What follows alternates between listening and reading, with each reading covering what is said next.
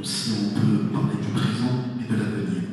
Et je pense que pour les jeunes étudiants, mais aussi pour les professeurs de l'IHEP, c'est important de bien tracer, aujourd'hui retracer, donc ce qui s'est passé dans ce pays, ce qui se passe actuellement, et ce qui risque de se produire dans l'avenir proche, et puis dans l'avenir aussi lointain, parce qu'il faut se préparer à l'avance à l'évolution de la prospective, et puis à des événements à venir, et puis à l'évolution, le progrès de la Tunisie. Voilà. C'est à vous dire, merci d'être présent. Vous pouvez prendre votre micro, on va l'ouvrir, comme ça on va faire un débat interactif. On va essayer donc, de revenir à la salle. Tout d'abord, c'est à dire comment est venue cette idée de cet ouvrage. Laissez-moi d'abord vous remercier pour cette invitation, merci pour cette présence, merci Sisla, le dynamique qui est en train de faire un travail excellent. Je le suis de moi, à travers toi, Moaz. Un travail excellent, cet institut d'une renommée pas simplement nationale. Donc je suis heureux d'être avec vous aujourd'hui, de présenter ce livre et d'engager un débat. Je suis d'autant plus heureux que je suis devant un parterre essentiellement de jeunes. La semaine dernière, j'étais également heureux parce que j'étais à l'opération devant les gens, donc, laissez-moi vous exprimer pour cette présence et me donner un peu de temps pour présenter le livre. Donc, il a dit Moaz, avec ces mots gentils, la première question qui peut venir à l'esprit, c'est pourquoi ce livre? Pourquoi maintenant? À qui il est destiné? Quels sont les messages qu'il dit? Je m'empresse de dire que ce livre est dédié pour la Tunisie. Et rien que pour la Tunisie. Il est dédié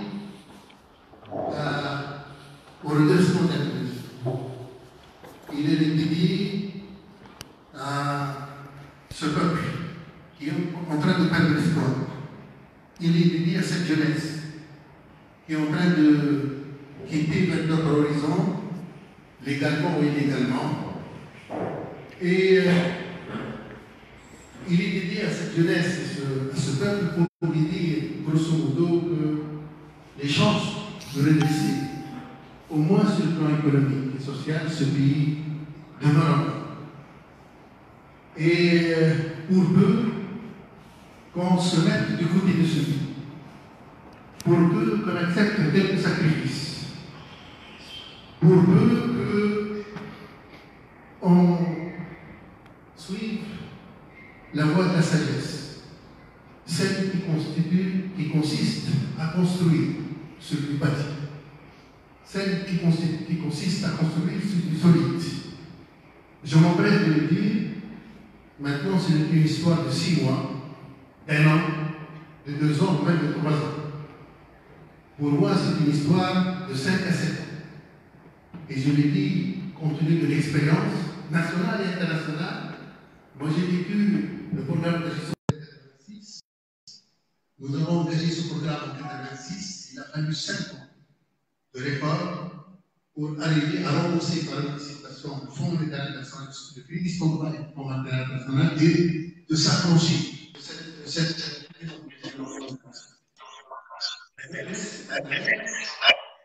Pourtant, elle est dans un programme d'assainissement soutenu par non seulement le Fonds monétaire international, mais aussi également l'Union européenne. La chance d'avoir à ses côtés l'Union européenne.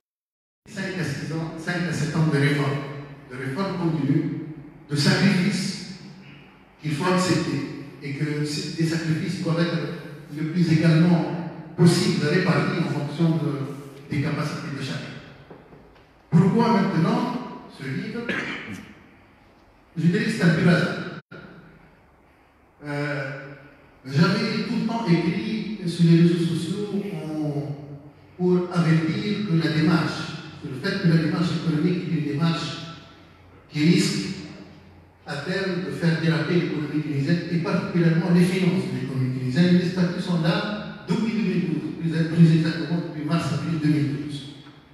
En 2015, j'avais fait sortir un statut sous le titre l'année 2017, l'année de tous les risques, qui a fait le tour des réseaux sociaux et effectivement, nous en sommes arrivés à la situation que vous connaissez tous depuis 2017 et qui a empiré en 2018.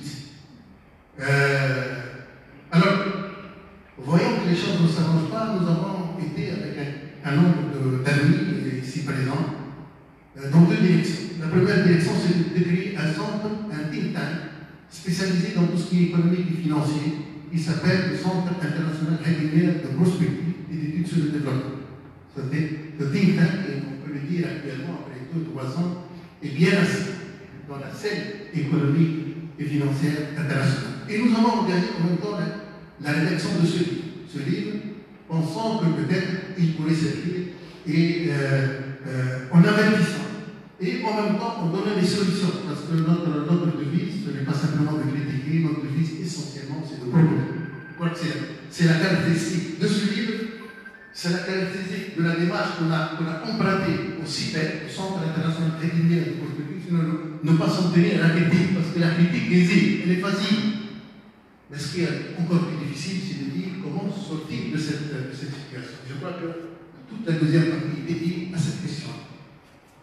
Alors, voilà que les tenants et les aboutissants de ce livre. Alors, ce livre, il y a deux parties dans ce livre. Il est titré Le miroir et l'horizon, rêver la Tunisie. Et pour moi, c'est un message important. Le message est le suivant: on ne peut pas construire un pays en oubliant son histoire. On ne peut pas construire un pays en essayant de faire la rupture avec son passé. Le passé d'un pays, c'est ses expériences, ses acquis, ce qu'il a capitalisé comme expérience, qu'elle soit réussie ou non réussie, est un bien collectif et appartient à tout le monde. Et que donc, il faut bâtir en tenant compte un peu de cet acquis. Et je le dis un peu amèrement, cette politique de la rupture qui a été adoptée au début est à l'origine d'une grande partie de l'institution que nous avons fait.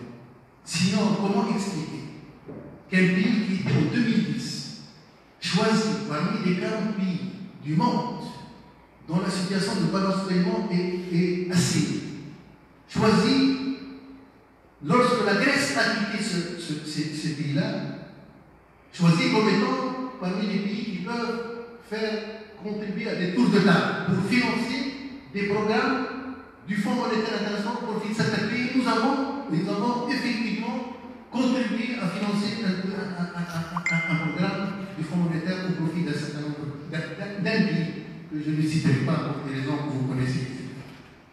Comment expliquer que ce pays-là perd complètement ses équilibres quelques années plus tard? Lorsque je parle de l'année 2010, c'est-à-dire 4 ans plus tard, 4 à 5 ans plus tard, nous avons complètement perdu nos équilibres. Comment expliquer quel pays qui en 2008 était parmi les meilleurs pays, le deuxième pays classé sur 140 pays comme étant celui qui maîtrise ses équilibres essentiellement en termes de sa finance publique, perd complètement la maîtrise de ses équilibres moins de 10 ans après. C'est pour dire que c'est la politique de la rupture. Parce qu'on ne peut pas passer de cette situation à cette situation sans oublier les acquis, sans oublier les expériences qui ont été acquises tout au long de 20 années. Parce que depuis le programme d'ajustement structurel, depuis la mise en œuvre du programme d'ajustement structurel, depuis 1986, depuis le remboursement en 1981 de ce crédit campagne, c'est devenu une antique chez nous, ce problème d'équilibre. Certains nous le reprochent.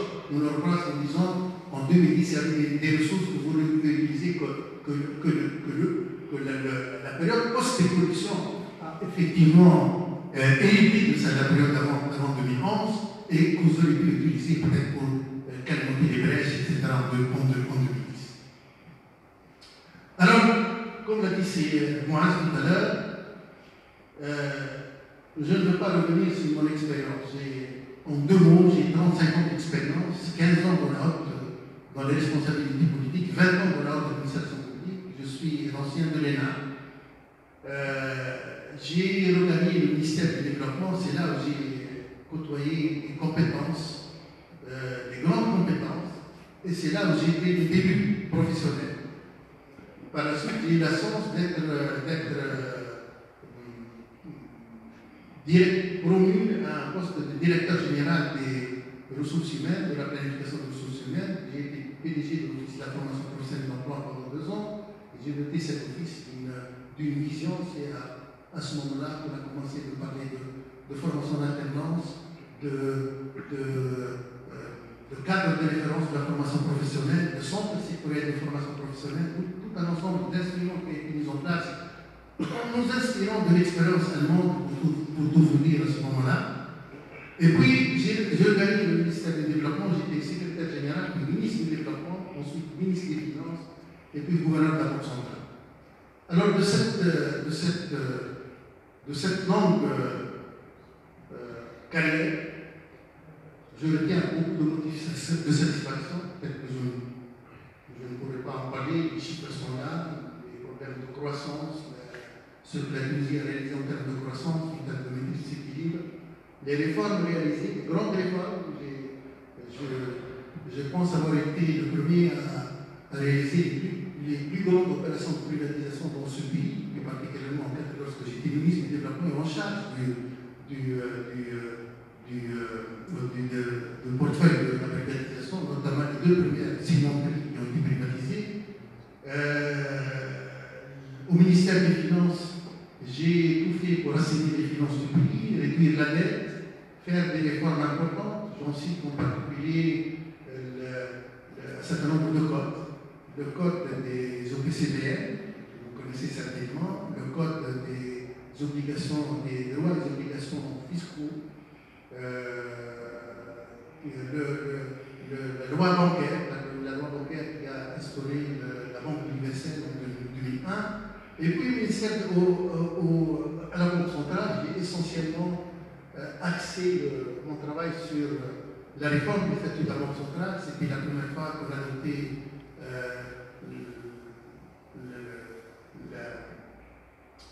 le ciblage d'inflation, le principe du ciblage d'inflation, de changer le mandat de la Banque centrale. On a instauré la redevabilité de la Banque centrale au prix du marché par les communiqués qui sortent continuellement. On a élevé la qualité des services bancaires en rang d'obligation légale. Certains n'en voulaient pas. La place financière n'en voulait pas, mais nous avons décidé cela compte tenu du fait qu'il y avait tout le temps un accord de place. Malheureusement, c'est un pan de l'activité qui a été complètement abandonnée au cours des dernières années, et tout le monde se plaint actuellement de la qualité des services bancaires, vous savez, des problèmes de tarifs, de l'augmentation des tarifs, etc. Donc un certain nombre d'actes qui sont importants dont je suis fier pour être honnête. Mais j'ai aussi connu des périodes difficiles.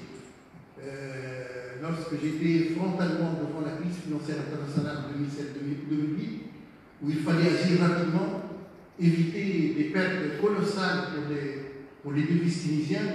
Nos devises étaient placées, des masses importantes étaient placées dans des banques qui étaient menacées de faillite. Et nous avons, je pense, réussi à éviter les impacts directs de la crise financière internationale de 2007-2008. Nous avons également vécu la dernière période, n'est-ce pas, la période d'avant le 14 avril 2011, où les risques étaient aussi importants, sinon plus, les risques de faillite bancaire, les risques de dépréciation du dinar, de dépréciation grave du dinar, les risques de sortie de capitaux, les risques de crédit crunch, d'assèchement de la liquidité, les risques de pillage. À un certain moment, même les problèmes de pillage commençaient à se poser non seulement pour les agences bancaires, mais également pour les comptoirs de la Banque centrale. Donc il fallait parer à tout cela, et nous avons tout fait pour parer à tout cela, pour éviter les départs de de devises à l'extérieur, et surtout de capitaux à l'extérieur. Les collègues ici présents peuvent en témoigner. Donc c'était des épreuves difficiles et il fallait transcender et aller jusqu'au bout de la conviction qui est celle d'être au service du pays. Nonobstant toutes les pressions qu'on peut avoir dans les fonctions qu'on assume. Alors, j'ai eu également des moments forts. Des moments forts, j'en cite particulièrement les contacts que j'ai eus avec des grandes personnalités, des grands leaders, des présidents de la République, j'en cite le président algérien, Jacques Chirac, un certain nombre de présidents également. J'ai eu la chance d'avoir Nelson Mandela qui était en visite ici. J'ai gardé un grand respect pour cette grande personnalité qui avait dit à un certain moment vaincre la pauvreté n'est pas un acte de charité, c'est un acte de justice. Il me l'a dit,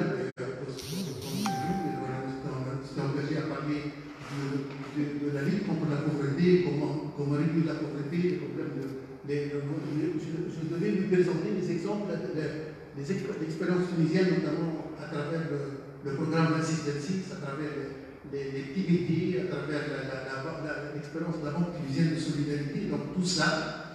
Et j'ai gardé de cette personne cette quiétude, cette sérénité. Contrairement aux autres présidents de la République, qui certes sont des grandes personnalités, mais que peut-être j'ai vu au moment où le monde était bouleversé par un certain nombre de crises internationales et qu'il y avait une sorte d'inquiétude sur l'évolution du monde, sur les bouleversements du monde. Je crois que je l'ai senti très clairement. J'ai eu la chance également de côtoyer de grandes personnalités sur le plan économique, des gens qui ont eu des prix, des grands pays d'économie, donc par de Prescott, par exemple, je parle d'un certain nombre de grands économistes, ceux qui ont des prix Nobel en termes d'économie, j'ai vu ici en Tunisie ou ailleurs.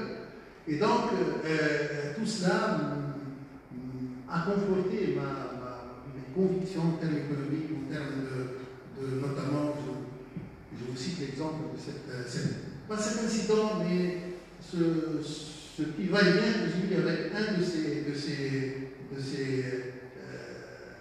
ces grands économistes qui a eu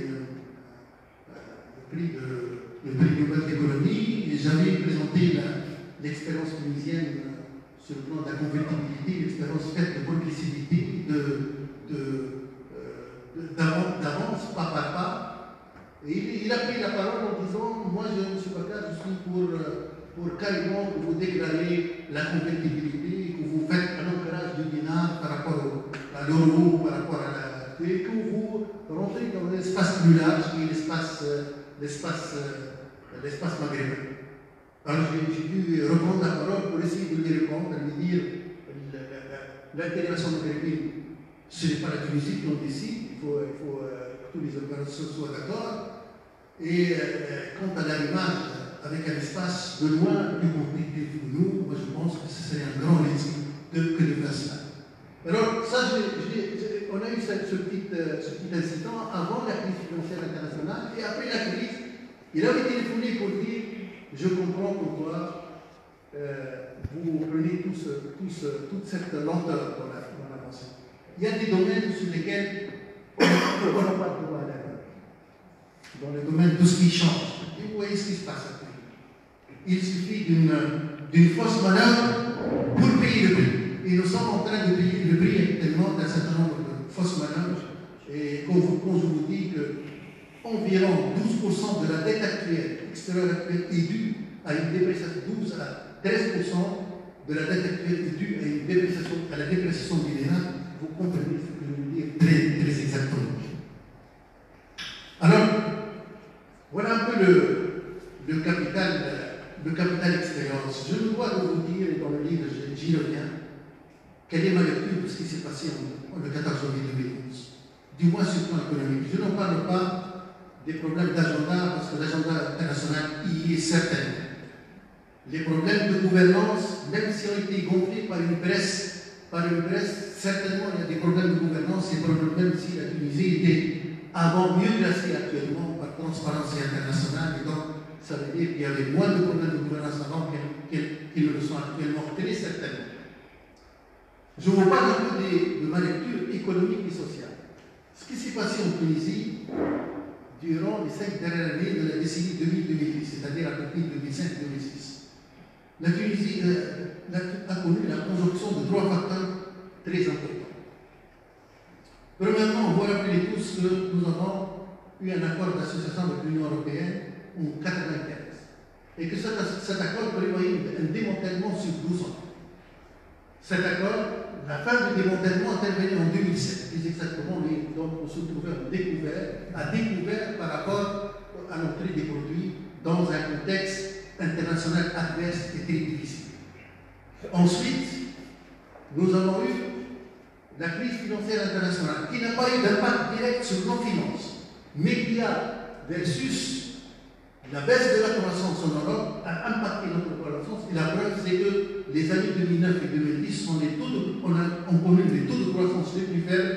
Nous avons connu, si vous vous souvenez, 3,8% de croissance en 2009 et 3% de croissance en 2010, contre une moyenne de 4,5% sur la décennie 2000-2010. Cela veut dire que nous étions au niveau les plus bas de croissance que nous avons connu au cours de cette période, cette décennie. Et troisièmement, les gens l'oublient, parce que beaucoup de gens ont la mémoire courte, nous avons connu durant cette période le plus grand nombre de sortants de diplômés du supérieur. En 2010, nous avons connu probablement le niveau le plus élevé. Le premier et le dernier niveau de diplômés du sortant du supérieur en Tunisie. 86 000 exactement diplômés du supérieur.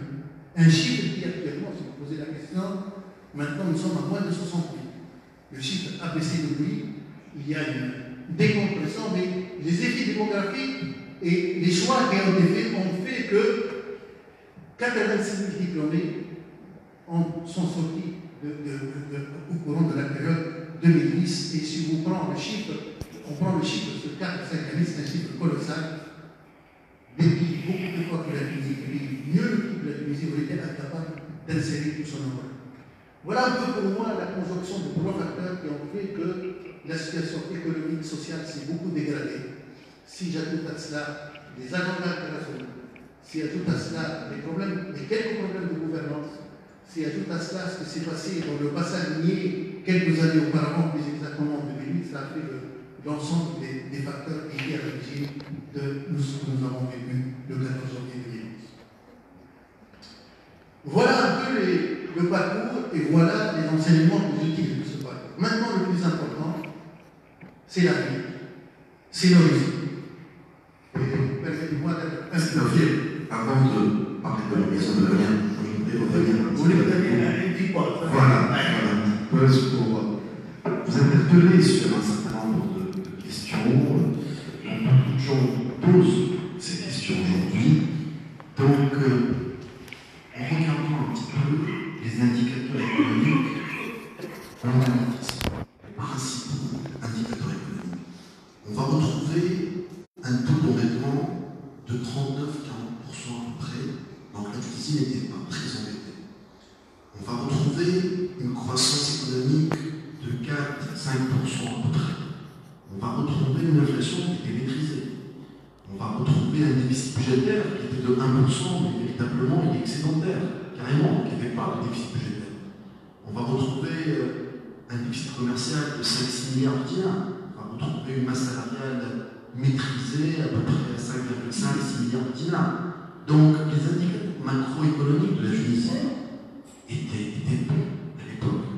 Donc beaucoup de gens aujourd'hui, quand on parle, quand on compare, quand on dit par exemple aujourd'hui la Tunisie devient très endettée, qu'il y a un déficit budgétaire qui devient de plus en plus abyssal, quand on dit qu'il y a une inflation et que le pouvoir d'achat du Tunisien a beaucoup baissé, quand on dit qu'il n'y a plus de croissance, que la croissance est molle et atone, quand on dit que les investisseurs sont en train de fuir le pays. Alors, et quand on compare avec 2010, beaucoup de gens nous interpellent et nous disent mais pourquoi il y a eu une révolution en 2010? Pourquoi les gens, les Tunisiens, sont sortis dans la rue? Pourquoi ils ont contesté? Pourquoi on a donc réclamé la chute du régime, alors que les indicateurs macroéconomiques et puis le pouvoir d'achat tunisien n'étaient pas aussi mauvais que ça? Nonobstant l'agenda international, et je suis d'accord avec vous, il y a l'agenda international. Qu'est-ce qui a poussé d'après vous? Et pourquoi il y a eu ces contestations? Et pourquoi le Tunisien, je parle du peuple, je parle du citoyen, dans les régions, pourquoi ces gens-là sont sortis? Et vous, vous avez une expérience assez riche dans les rouages de l'État, et éventuellement, est-ce que vous avez aujourd'hui donc des réponses à ces questions? Pourquoi il y a eu tout ça? Si, parce qu'aujourd'hui on regrette carrément, il y a des gens qui regrettent. Donc pourquoi? Oui, c'est une question que je pose beaucoup de gens, effectivement. Si j'avais à répondre à cela, je dirais simplement que la Tunisie a réussi sur le plan économique, mais que le problème essentiel était un problème de répartition de ressources, un problème de répartition régionale, un problème de répartition entre les catégories de ces ressources. Il y a eu de la croissance, mais cette croissance n'a pas donné lieu à une amélioration conséquente du niveau. Je crois que c'est un peu ça qui a fait que cette situation, je vous ai expliqué les trois facteurs. Un des facteurs est un facteur fondamental pour moi, c'est les facteurs, quand vous avez 86 000 diplômés du supérieur qui sont à la recherche d'un emploi, auxquels se sont ajoutés un nombre de sortants il y a 2 années, 3 années, 4 années, etc. Vous avez accumulé un nombre très important.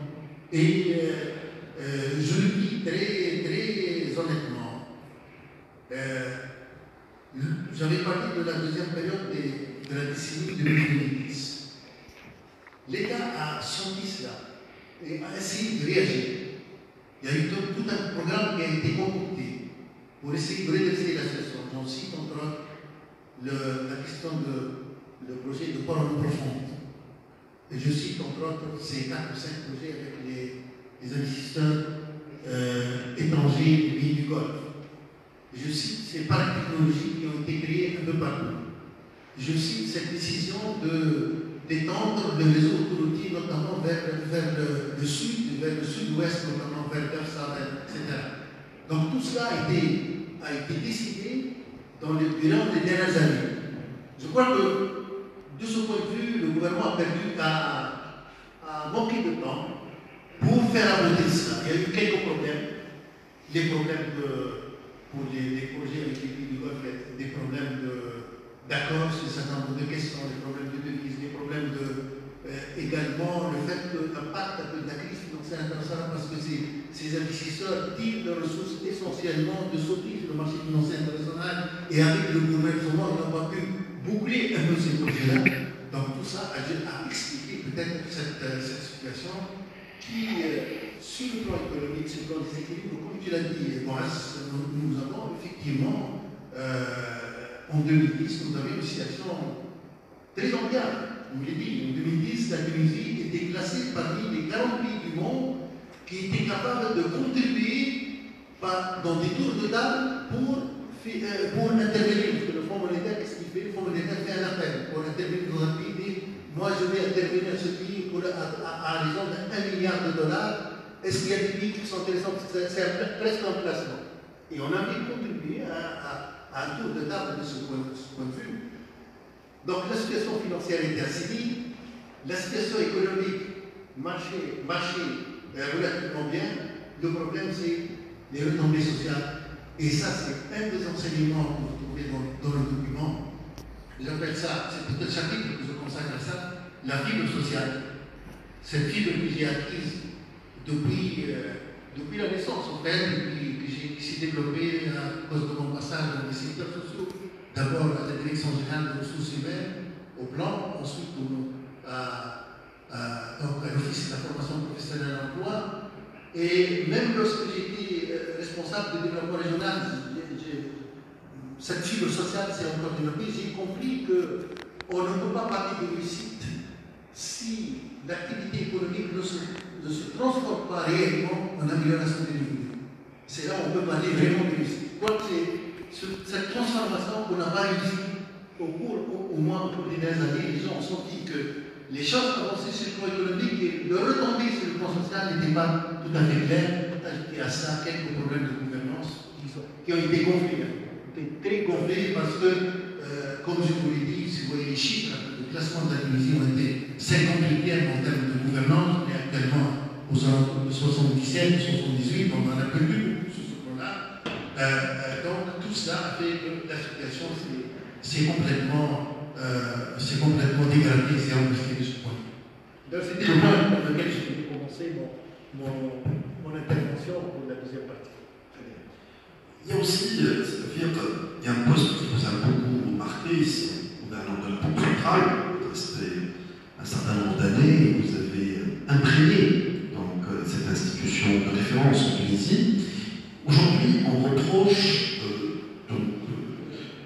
à la Banque centrale, mais aussi dans ses relations avec le gouvernement aussi, à l'État, le fait qu'il n'y a plus de coordination et de cohérence entre la politique monétaire de la Banque centrale, ou l'État en général, à travers la Banque centrale, et puis les politiques économiques du gouvernement. Est-ce qu'à votre époque, il y avait une concertation permanente, il y avait des rapprochements, il y avait un consensus, il y avait vraiment une politique monétaire qui se faisait en étroite concertation et en étroite collaboration avec les gouvernements de l'époque? Et est-ce que la politique économique de la Tunisie était donc un cadre général dans lequel la politique monétaire était décidée au niveau de la Banque centrale, à votre époque? Vous rentrez dans le sujet là. Bien sûr, il y avait toute une concertation sur ça. Je vais venir tout à l'heure, je vais parler un peu de l'ensemble de la stratégie qui est proposée. Il y avait une bonne concertation pour le gouvernement et la Banque centrale, mais dans le cadre de rôles bien définis. Il y avait la Banque centrale qui est responsable de la politique monétaire, indépendance de la politique monétaire, pour être clair. Parler d'indépendance de la Banque centrale, c'est un non-sens. C'est la politique monétaire menée par la Banque centrale qui doit être indépendante. Et elle doit être indépendante du gouvernement. C'est une appellation actuellement parce que normalement cela suppose que le gouverneur de la Banque centrale soit en dernier ressort proposé non pas par le chef du gouvernement mais par le président de la République. Le gouverneur de la Banque centrale normalement doit s'en référer essentiellement au président de la République. Parce que le problème, quel est le problème? Le problème, l'indépendance de la Banque centrale, de la politique monétaire, excusez-moi le terme, exige que le gouvernement n'intervienne pas dans la définition de cette politique monétaire, n'intervienne pas au niveau du taux et n'ait pas la possibilité d'avoir des avances de la Banque centrale sous forme d'avance. Bon, l'avance, je vais vous dire que nous l'avons complètement anéantie en 2006. Lorsqu'on a changé le statut de la Banque centrale, nous avons interdit toute avance. Et Dieu merci, peut-être que ça veut autre chose, si on avait vécu avec ce qu'on avait avant 2006, où la Banque centrale pourrait avancer une partie, faire des avances au gouvernement, peut-être que ça a été plus grave que la situation actuelle. Bon, quelque part, cela a été détourné par ce circuit où la Banque centrale injecte des ressources que les banques reprennent et que les banques contractent des emprunts obligataires pour financer le déficit de la Banque centrale. C'est un tour de main qui a un peu pris de contre-pied un peu la logique de cette réforme qu'on a faite en 2006 qui consiste à neutraliser le budget par rapport à la politique monétaire. Mais effectivement, il y avait une grande coordination et il y avait une indépendance par rapport au gouvernement. Je ne recevais pas, en tant que gouverneur de la Banque centrale, d'instruction de la part du chef du gouvernement du Premier ministre, ni du ministre des Finances. Et ça, c'est fondamental. Nous avons réussi à faire une politique qui est en ligne avec les objectifs de la politique économique et qui a permis effectivement d'assainir la dette, particulièrement la dette extérieure on a fini 2010 avec une dette extérieure réduite de 37%, une dette publique de 40%, et une masse de réserve de devise de 13 milliards de dinars, donc couvrant à peu près 145 jours pour l'histoire. Je veux dire que la Tunisie avait atteint à un certain moment 186 jours, plus de 6 mois. À la fin de 2009, on était à plus de 6 mois, et ce n'est pas un hasard si en 2009, notre déficit commercial était simplement de 6 milliards de dinars. Alors que probablement, en 2009, cette année, avec 20 milliards de dinars de déficit commercial. Et au rythme des 4 ou 5 derniers mois où le déficit commercial est à 2 milliards, c'est-à-dire un rythme annuel de 24 milliards, cela veut dire que le risque, c'est de voir notre déficit commercial passer de 6 milliards de dinars en 2009 à 24 milliards de dinars en 2019, donc un espace de 10 ans. On a le risque 4 fois à peu près le niveau de ce déficit commercial. Nous n'aurons jamais permis cela. Moi, je me rappelle, je crois que c'était début 2010. Le conseil d'administration de la Banque centrale s'est transcrit dans les rapports de ce conseil. Le mois de janvier, le mois de février, le mois de mars, le mois pour revenir au PV de ces conseils, où on a mis le doigt sur le dérapage sur le plan du déficit commercial, à cause d'importation de voitures. Et nous avons alerté la présidente de la République. Et il y a eu une réaction de la présidente de la République.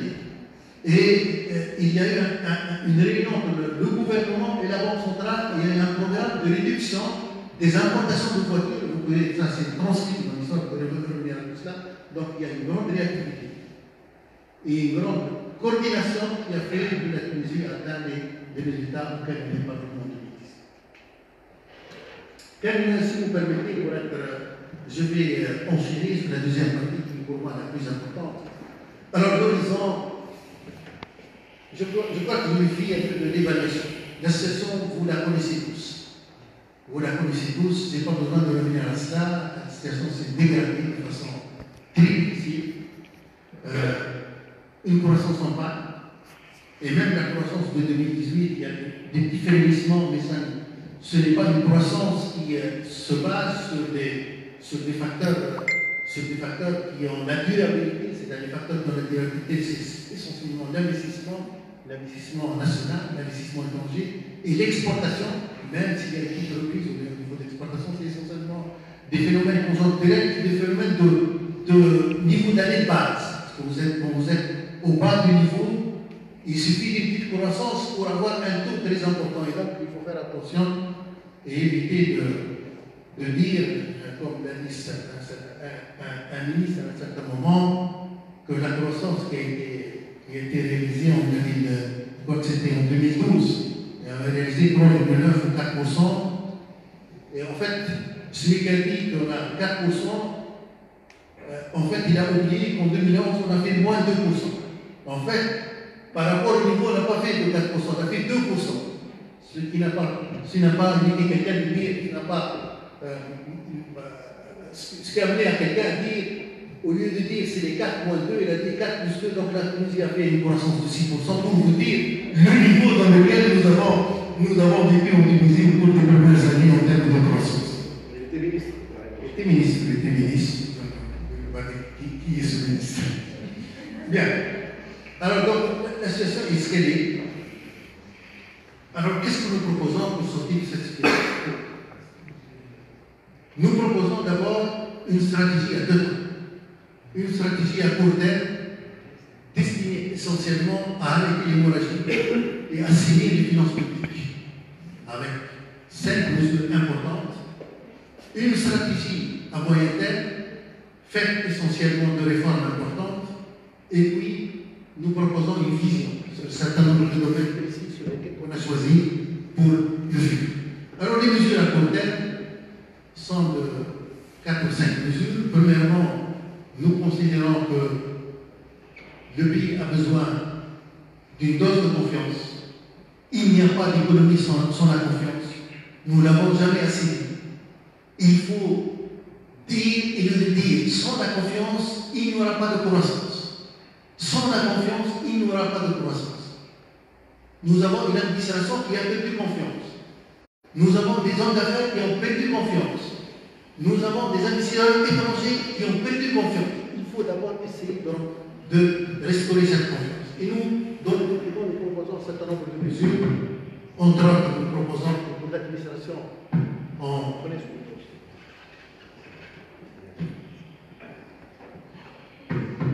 on réhabilite l'administration dans son ordre, et plus particulièrement dans la haute administration publique, qu'on la libère et qu'on évite cette épée de Damoclès qui est sur la tête de tous ceux qui prennent l'initiative en Tunisie. Nous avons vécu des périodes difficiles. Il y a des gens qui ont été traînés devant la justice pour peu de choses. Vous connaissez un peu l'histoire de ce directeur général de l'impôt qui a été traîné devant la justice et qui a été emprisonné pour quelques jours au nom de ce fameux article du code pénal qui s'appelle l'article 85. Je pense que le moment est venu de revoir cet article et de réhabiliter l'administration dans sa mission fondamentale. De dire ainsi, ceux qui ont mis de l'argent dans la poche, personne ne les défendra. Mais ceux qui ont pris l'initiative et qui se trompent une fois sur 10, il faut qu'il y ait le préjugé favorable. Et c'est le marché ou c'est l'autorité de tutelle qui les sanctionne positivement ou négativement de ce point de vue. Je crois que c'est une chose fondamentale. Les hommes d'affaires également. Nous avons léché les hommes d'affaires, nous les avons diabolisés. C'est anormal qu'on se maintienne cette situation. Il faut amener ces hommes d'affaires à des transactions. Ceux qui ont des crédits, trop de crédits, il faut leur dire de rehausser leur garantie, de payer une partie de crédit, de rentrer dans des transactions, d'essayer de les amener, de les réintégrer dans le circuit économique. Sans ça, il n'y aura pas de croissance. Et troisièmement, je pense qu'une industrie de change est capable de donner un plus au niveau des réserves en devises et également de réintégrer une partie du circuit économique qui est parallèle actuellement dans le circuit normal, dans le circuit. Ça, c'est fondamental. Deuxième élément, à part cette offre de confiance, c'est d'arrêter cette spirale de baisse du dinar tunisien. Moi, je le dis sans embâche, je le dis et je consacre toute une partie, tout un chapitre au problème des institutions financières internationales. Il y en a une erreur manifeste de diagnostic. On baisse le dinar, on laisse glisser les dinars pour augmenter les exportations et pour réduire le déficit. Regardez ce qui s'est passé. Non seulement le déficit n'ont pas été baissés, ne sont pas baissés, n'ont pas baissé, leur niveau a augmenté et je vous ai donné tout à l'heure un peu les données sur ce point-là. Donc, quelque part, il y a une erreur de diagnostic. L'erreur de diagnostic est la suivante. Vous voulez exporter, c'est vrai que la règle veut que vous utilisez un peu ce qu'on appelle la compétitivité européenne. Vous essayez de baisser le prix de votre monnaie, à condition d'avoir ce que vous devez exporter, Lorsque vous avez des parts au niveau de la production, vous avez des sites, vous avez un groupe chimique qui ne fonctionne pas, qui n'avance pas, qui n'a rien à exporter, baisser le dinar, à quoi ça sert? Absolument rien. Absolument rien. C'est vrai que quand vous prenez du point de vue compétitivité, la baisse de la compétitivité fait que notre dinar est surévalué par rapport à mais posez-vous la question, on ne fait pas de réforme dans un truc adverse, dans un contexte adverse. Une réforme se fait tout en sachant, je l'ai dit tout à l'heure, je le dis encore, il y a des domaines avec lesquels on ne joue pas. Et le change, c'est le domaine par excellence. De toute chance, c'est un domaine sur lequel on ne joue pas. Moi, j'avais préparé une réforme en 2010 pour le change. J'allais faire un pas supplémentaire vers la convertibilité. On allait atteindre un niveau de convertibilité beaucoup plus avancé. Je l'ai fait parce que nous avons derrière nous 150 jours de réserve. Parce que nous avons réussi à avoir un accord avec les institutions financières internationales pour avoir le fameux crédit de précaution qui, en fin de compte, a été utilisé pour combler les déficits. C'était pour nous, c'était notre idée qui a été proposée à Dominique Strauss-Kahn de son plan, dire nous, un pays qu'on a dit aussi, qui a assaini ces équilibres, le Fonds monétaire ne nous donne rien. On ne veut pas de ressources, on veut un crédit de précaution, c'est-à-dire une garantie qu'au cas où on attaque le dinar, on a les moyens de nous défendre. Parce qu'on n'est pas dans un espace géographique comme c'est le cas de l'Europe, on n'est pas dans un espace maghrébin, un espace européen, arabe, malheureusement, et donc on a besoin de garantir ça. C'est pour vous dire, quand on fait une réforme de cette ampleur, et une réforme dans un domaine vaillant, dans un domaine risqué, il faut s'assurer des conditions pour que cette réforme soit réussie. Pas le droit d'erreur dans ce domaine-là. Vous voyez, l'erreur qu'elle donne actuellement, c'est on la paye cash, on la paye avec 12% de dette, 12% de notre dette est due à cette baisse du dinar. Ce que nous proposons alors, c'est de revenir à quelque chose d'équivalent de ce qu'a connu l'Europe avant l'avènement de l'euro. C'est-à-dire à une sorte de système monétaire, un SME, un système monétaire européen, où il y a une banque avec un niveau, avec un cours central, que vous pouvez changer. Si vous considérez que votre cours central est élevé, vous pouvez baisser ce cours central. Mais autour de ce cours central, vous avez une augmentation de plus ou moins 2,5%, moins de 2,5%, dans lequel le taux de change peut s'augmenter, ce qu'on appelle ça le serpent. On a appelé le serpent, donc le taux de change peut s'augmenter. Vous pouvez changer le cours central autour duquel tourne ce serpent. Et ce taux de change donc varie dans le cadre de cette bande-là. Alors, nous proposons également de renforcer les réserves en devises. Parce que vous devez avoir des moyens de défendre votre dinar et sans recourir à la dette. Parce que c'est facile de recourir à la dette. C'est facile. C'était, parce que c'est plus le cas. Moi je dis toujours, parfois vous dites, ils ont hérité 13 milliards de dinars de devises. Ils ont hérité 5,6 milliards de ressources publiques, de ressources budgétaires qui étaient disponibles à fin 2010. Je leur dis, ils ont hérité plus que ça. Ils ont hérité surtout un niveau de dette très faible. Parce que quand vous êtes à 35%, à 40%, vous pouvez aller à 70%, c'est ce qu'ils ont pu faire, parce que la dette était faible au début. Le niveau de dette était faible. Ils ont hérité d'un taux de TVA maintenu à un niveau bas, exprès. Et je me rappelle encore une discussion avec mes collègues, je leur dis, laissez ces 2 points de TVA pour les tendus. Et malheureusement, les tendus sont venus rapidement ici en Tunisie. Et effectivement, on a remonté le taux de TVA. Et heureusement qu'on a laissé ce taux à ce niveau-là, et cela a permis, donc, vous voyez, on a exploité toutes les possibilités, les ressources disponibles, les réserves en devises, le taux bas de TVA, le taux de. etc. Donc, ça a donné ce que ça a donné pour cette période. Donc, moi je dis, il faut augmenter les réserves en devises sans recourir à la dette. Il y a des moyens. Il y a des moyens. Nous avons vu 2 au moins. Nous avons pensé qu'il faudrait reprendre ce qu'on appelle la compensation industrielle et étendre la compensation industrielle de tout ce qui est marque étrangère qui existe actuellement, qui amène ces produits. Qu'est-ce que c'est que la compensation industrielle? C'est de dire à ceux qui importent des voitures de leur dire, c'est bien, vous importez des voitures, vous, groupe, vous avez une concession pour importer des voitures, et bien vous importez pour 100 millions de dinars, vous devez exporter à peu près pour 80 millions de dinars d'exportation. Sinon, l'année d'après, vous n'avez plus de droit à importer ces voitures. Donc c'est un.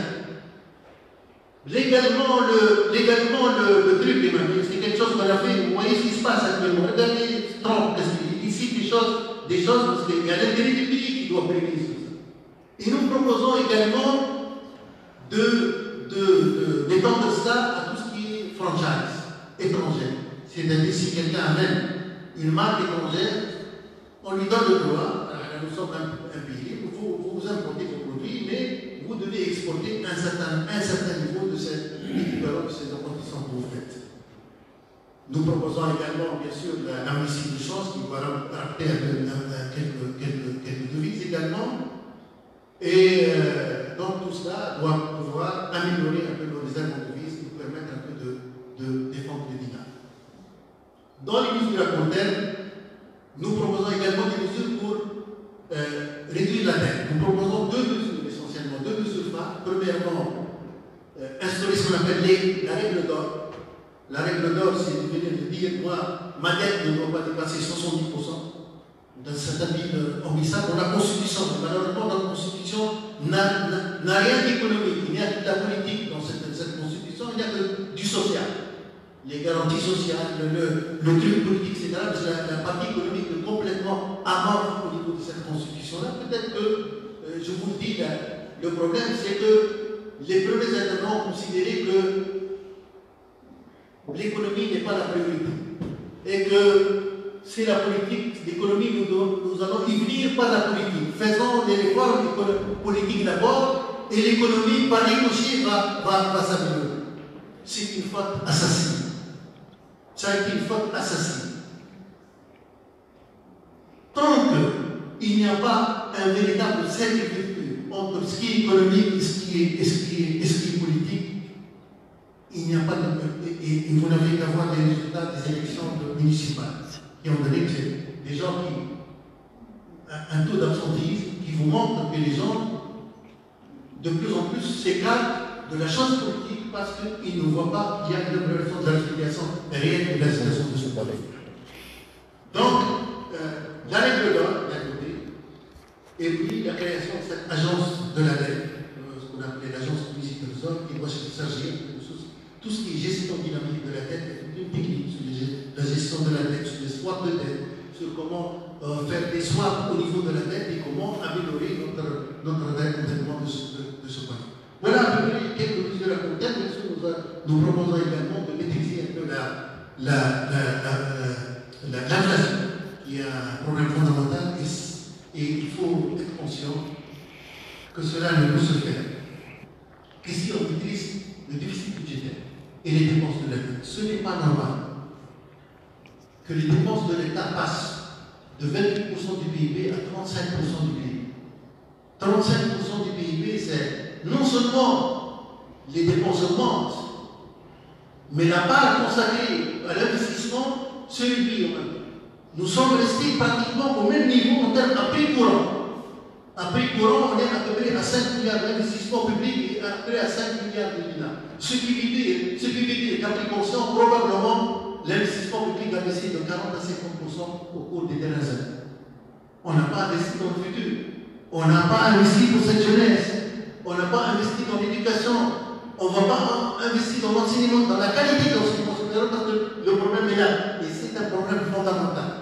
Et en plus, cet emballement budgétaire a entraîné une inflation qui devient actuellement non maîtrisable, surtout qu'elle-même, elle est alimentée par cette dépréciation du dinar qui entraîne lui-même une inflation. Il va entrer dans un cycle qu'il va falloir rompre avec un véritable assainissement un peu des finances publiques de ce point.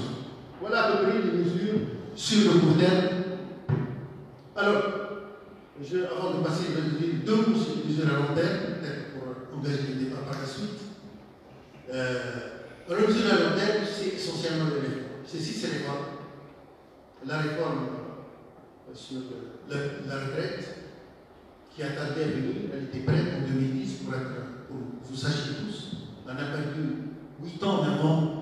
Et la situation est ce qu'elle est actuellement. La réforme des entreprises publiques, la réforme de l'administration, donc entreprises publiques, administration, la réforme de la fiscalité. Donc, il y a un ensemble de réformes. Certaines de ces réformes ont été timidement, et encore, parce qu'on ne voit pas encore les débuts de concrétisation. Je ne vais pas revenir à ça parce que dans le document, vous pouvez le lire. Juste quelques réflexions sur ces réformes. Sur la réforme de la fonction publique, je crois qu'on ne pourra pas y échapper. Il va falloir faire un allègement des effectifs de la fonction publique. Je ne parle pas des 100 000, je parle au moins de 30 000. Un allègement de 30 000, disons 5 à 6 à 7% un peu des effectifs de la fonction publique qui doivent être là. Moi, je pense qu'il est possible d'utiliser des instruments, et notamment le redéploiement des effectifs. Le redéploiement des effectifs, nous avons des besoins qui se créent actuellement au niveau de l'administration régionale avec cette réforme de l'administration régionale. Nous avons des besoins au niveau de la fiscalité, du contrôle fiscal. Nous avons des besoins au niveau du contrôle douanier. Nous avons des besoins sur ces différents corps de police environnementale, police qui ont été créés, et je pense que la même façon serait de redéployer une partie du personnel pléthorique qui existe actuellement. Bien sûr, il faut prendre des gens qui ont un certain niveau, des arts, les requalifier, les reformer et les